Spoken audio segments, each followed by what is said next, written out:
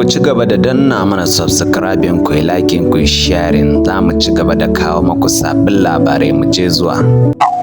Tambaya shin idan an kai iyayen manzon Allah wuta, kamar yadda ake faɗa cewa manzon Allah iyaye ne na wuta can gabacin su yadda suke faɗa, shin nissa muke sanya suna Abdullahi? Ya muke sa sunan yan wuta? manzon Allah ya waɗi a wani hadisi, inna ahabbal asma'i ila Allah Abdullahi, Abdulmumin, Abdulra'uf, Abdul Jabbar da sauransu. Nissa muke zana suna Abdullahi in mummuna ne, nissa muke zana wa 'ya'yanmu suna Amina. Wannan tambaya ce. Sannan idan suna wuta gabakinsu, ina irakala, akwai waɗanda zamanin kayan annabi sallallahu alaihi wasallam a aiko shi da manzanci ba su taɓa bautar gunki ba, kuma cikin larabawa suke. An ba da shaida a Addinin Musulunci addini ne mai daɗi, addini ne wanda kusan kowanne ɗan adam ko da baya ciki zaka je yana faɗo kyawawan halayya na annabi Muhammad sallallahu alaihi wasallam.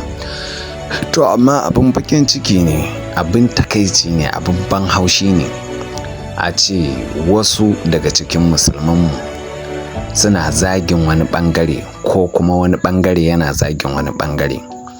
Ni a nawa ganin ya kamata dukkanin wanda zai yi karatu to ya kawo hujja, ya kawo dalili, abu na ɗaya kenan. Sannan kuma dukkanin wanda yake tunanin ni ba akan da dai nake ba, ko kuma ni din ina tunanin shi ba akan da dai yake ba, ya kamata mu dinga yi wa junanmu adalci, kuma mu dinga samun juna muna tattaunawa da juna domin mu ƙara wa junanmu ilimi.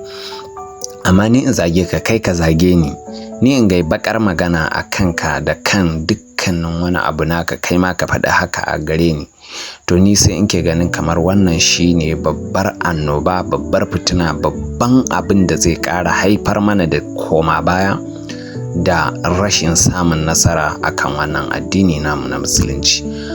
A gurguje, ba tare da na ɓata maku lokaci ba, ina so dukkanin wanda ya zo shi wannan guri da ya haƙuri ya danna subscribing, ya yi liking, sannan ya bar mana comment ɗinsa a ƙasa don mu san ire-iren shirye-shiryen da za mu ci gaba da kawo maku a wannan channel namu mai albarka na Abdullahi Shehu Kanawa. Muna godiya, mun bar ku lafiya.